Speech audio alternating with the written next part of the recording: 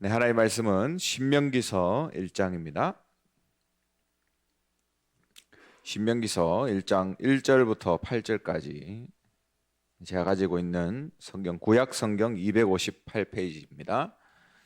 258페이지 신명기서 1장 1절에서 8절입니다. 네, 한 절씩 교독하겠습니다. 이는 모세가 요단 저쪽 숲 맞은편에 아라바 광야 곧 바란과 도벨과 라반과 하세롯과 디사압 사이에서 이스라엘 무리에게 선포한 말씀이니라.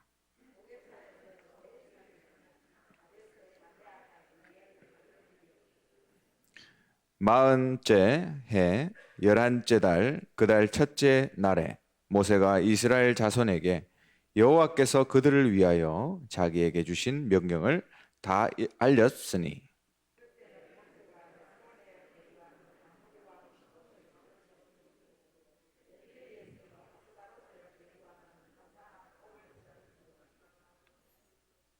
모세가 요단 저쪽 모압 땅에서 이 율법을 설명하기 시작하였더라. 일러스되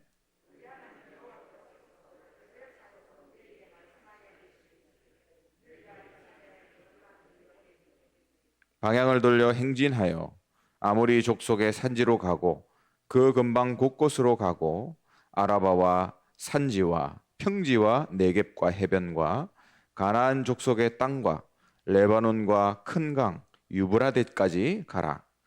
내가 너희의 조상 아브라함과 이삭과 야곱에게 맹세하여 그들과 그들의 후손에게 주리라 한 땅이 너희 앞에 있으니 들어가서 그 땅을 차지할지니라. 아멘. 이번 한 주간 응답받는 삶을 위해서 붙잡을 것, 응답받는 삶을 위해서 붙잡을 것이라는 제목으로 강단의 말씀을 주셨습니다. 2021년도 남은 우리 한 해에 하나님께서 신명기서를 통해 우리의 발걸음을 인도하실 것인데 하나님의 말씀에 집중하시고 정말 과거와 현재 미래에 대한 답을 가지고 2021년도 남은 한 해를 시작하시는 축복을 누리시기를 주님의 이름으로 축원합니다. 신명기서는 다음 세대를 위한 책이다. 그렇게 말씀 주셨습니다. 가나안 땅 237 나라 복음화를 두고 우리가 각인할 말씀이다 하셨어요. 이스라엘 백성의 정체성, 응답받는 비밀을 말씀하고 있습니다. 하나님 우리에게 그리스도를 주셨잖아요. 그리스도를 주신 것은 모든 은혜를 다 주신 겁니다. 구원받는 순간 이미 다 받은 거죠. 그래서 에베소서 2장 7절에서 9절에 보면 오는 여러 세대에 나타낼 만큼 풍성한 은혜다 말씀하셨습니다. 이걸 일방적으로 선물로 주신 거죠. 그런데 구원받은 성도는 그냥 은혜 받는 수준에서 그치면 안 된다 그랬어요. 실제적인 사실적인 응답을 받아라. 이렇게 언약으로 약속으로 말씀을 주셨습니다. 그리스도의 이름으로 기도하다가 응답받고 말씀 듣다가 응답받고 세상 나가서 전도하다가 응답받아라. 여기에 우리 학업도 있고 건강도 있고 경제, 전문성도 다 나와야 된다. 이렇게 말씀하셨습니다. 로마서 16장 로마 복음한 이 사람들의 별명이 나오잖아요. 응답받다 보니까 생명 거는 보호자가 되고 목숨 거는 동력자가 되고 모든 것을 서포트하는 식주인이 됐습니다. 그렇게 세워진 자들이 바로 제자예요. 그래서 우리가 어떻게 응답받을 것인가? 이 신명기서에 모세의 3번의 설교를 통해서 과거, 현재, 미래에 대한 답을 완전히 찾아내야 되겠습니다. 그럼 첫 번째로 우리 과거 문제에 대한 완전한 답을 가져라. 모세의 첫 번째 설교의 핵심입니다. 신명기서 1장 1절부터 4장 43절까지의 언약의 말씀이죠. 과거 문제에 답을 내라 그 말입니다. 하나님께서 이스라엘 백성을 400년 저주에서 어떻게 해방시키셨고 대적들을 어떻게 꺾으셨는지 그 말씀을 하고 있습니다. 우리가 왜 응답을 못 받는가? 그 이유를 보니까 과거에 잡혀서 늘 상처 속에서 사는 거예요. 이사야서 43장 18절에 19절에 보니까 이전 일을 생각하지 말라 했습니다. 옛적 일을 생각하지 말라. 근데 이유가 있어요. 19절에 보니까 하나님이 새 일을 행할 것이기 때문에. 과거에 갇혀 있는 이유는 내가 그리스도로 구원받은 게 무슨 말인지 잘 모르는 거예요. 모르니까 잘 누리지도 못하는 겁니다. 그래서 과거에서 잡혀 있지 마라. 구원받는 순간 우리가 적어도 3가지 저주에서 해방된다 말씀하셨습니다. 로마서 5장 12절에 원죄의 저주에서 해방되고, 출애굽기 20장 4절 5절에 우상 숭배로 3, 4대가 망하는 가문의 저주에서 해방되고, 히브리서 9장 27절에 죽음 이후의 심판, 영원한 저주에서 해방되는 거예요. 내가 자꾸 힘든 이유는 그리스도 피로 이미 빠져나왔는데 아직도 거기서 살고 있기 때문입니다. 생명의 성령의 법이 죄와 사망에서 해방했다 안 그랬고요. 사망의 법에서 법적으로 해방시켰다 말씀하셨습니다. 왜 불신자들이 망하죠? 저주와 운명에서 빠져나오는 길을 몰라서 그렇습니다. 대부분 사람들이 그냥 포기하고 살아요. 근데 운명을 바꾸려고 발버둥 치는 사람들도 있습니다. 발버둥 칠수록 더 악화된다. 이런 문제가 왜 인간의 힘으로는 해결되지 않습니까? 영적 문제이기 때문에. 눈에 안 보이는 근본 문제이기 때문에 그래요.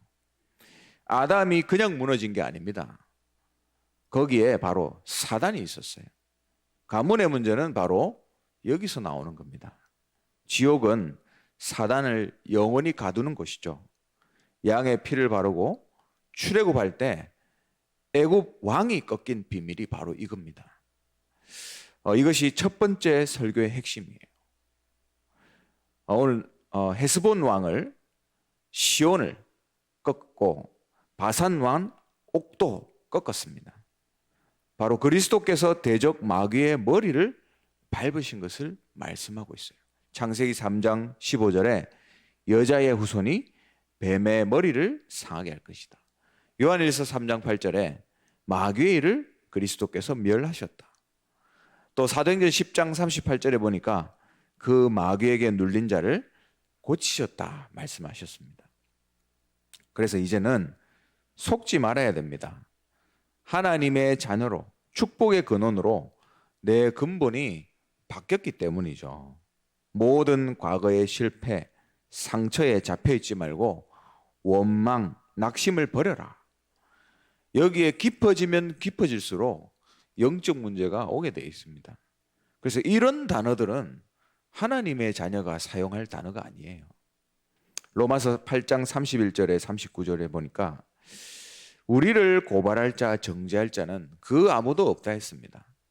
그리스도 예수 안에 있는 하나님의 사랑에서 끊을 수가 없다.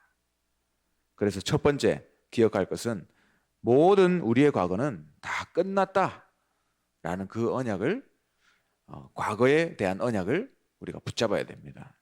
그리고 두 번째, 우리의 현재의 문제에 대한 완전한 답을 가져라. 모세의 두 번째 설교의 핵심입니다. 신명기서 4장 44절에서 26장 19절까지죠. 사단은 우리를 망하게 할 수 없습니다. 그래서 우리를 현실 문제로 속이려고 그래요. 그 통로를 차단해라. 지금 내 문제, 사건, 어려움에 어떻게 승리하고 이걸 어떻게 하면 축복과 응답으로 바꿀 수 있을 것인가. 이게 십계명을 주신 이유입니다.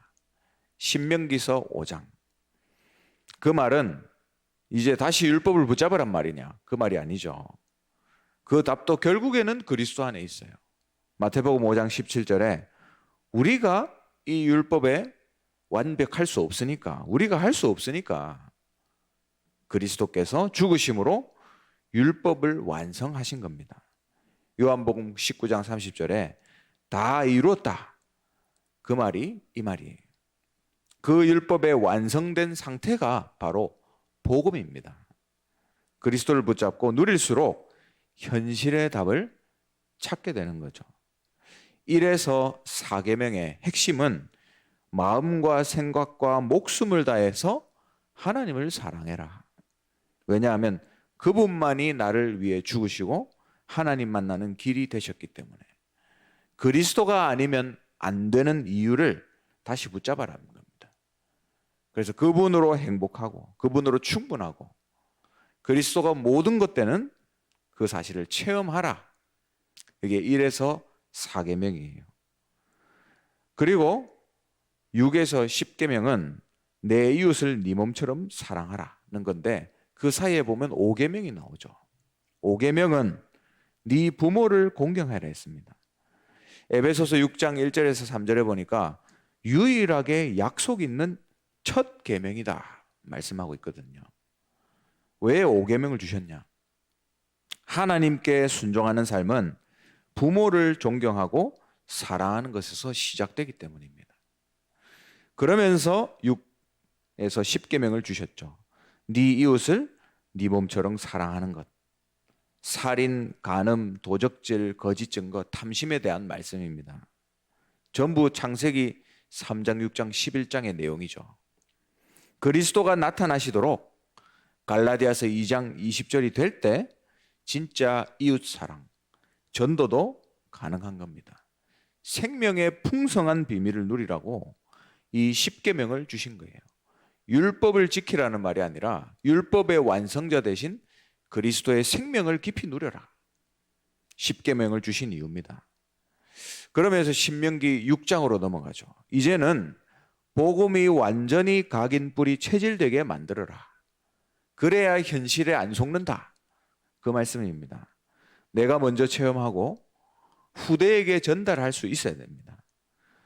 아들과 손자에게만큼 전달할 수 있을 만큼 내가 이걸 체험해라. 내가 체험하지 못한 것을 우리 자녀들에게 전달할 수 없잖아요. 율법은 그리스도의 풍성함을 누리는 방법이다. 그리스도 안에 있는 우리에게 그리스도 안에서 어떤 현실도 문제가 안 된다. 이 부분을 두 번째 설교에서 말씀하고 있습니다. 그리고 마지막 세 번째 신명기서 27장에서 34장이죠. 모세의 세 번째 설교, 미래에 대한 완전한 답을 가져라. 그래서 유명한 신명기서 28장에 축복과 저주에 대한 도전이 나오죠. 들어가도 나와도 복을 받고 원수가 한 길로 들어와서 7길로 떠나는 그 유명한 설교 말씀입니다. 분명히 하나님은 나의 미래를 완벽하게 준비해 놓으셨어요. 가나안 정복, 모든 민족, 땅 끝까지의 응답을 우리에게 주신 겁니다. 그러면서 31장에 여호수아가 세워집니다. 후대를 준비하라. 그 말씀하고 있어요. 결국 한 세대는 가게 돼 있습니다. 그래서 세워진 지도자가 여호수아예요. 그래서 우리 모든 렘넌트들은 렘넌트 시대가 올 거기 때문에 지금부터 준비해라. 세상에서 영적으로 무너지는 시대가 올 것이기 때문에 무너지지 않는 영적인 기본을 준비해라 하는 겁니다.